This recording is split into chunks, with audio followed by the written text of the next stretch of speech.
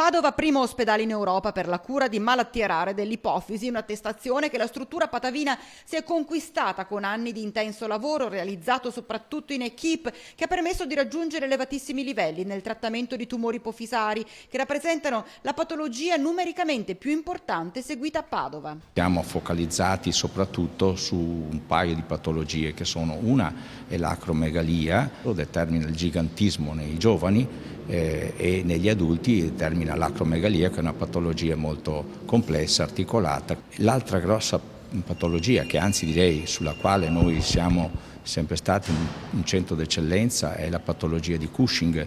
La malattia di Cushing è determinata invece da un tumore ipofisario nell'80% dei casi. Qui abbiamo centinaia di pazienti con patologia Cushing. Se guardiamo le casistiche che avevo raccolto io fino agli anni 2000, ho passato per qualche anno fuori Padova, avevo già 350 casi di Cushing, adesso ce ne sono altri 200. Il segreto di un tavolo di lavoro multidisciplinare che ha permesso di operare il tumore ipofisario attraverso il naso con chirurgia endoscopica senza lasciare alcun segno esterno, un po' come facevano gli antichi egizi qualche migliaio di anni fa per asportare il cervello del faraone da mummificare. Crinologo, l'otorino, il neurochirurgo, il neuroradiologo, che insieme fanno squadra. L'asportazione per via transnasale degli adenomi dell'ipofisi e di altra patologia di quell'area è diventata un gold standard di cui siamo orgogliosi.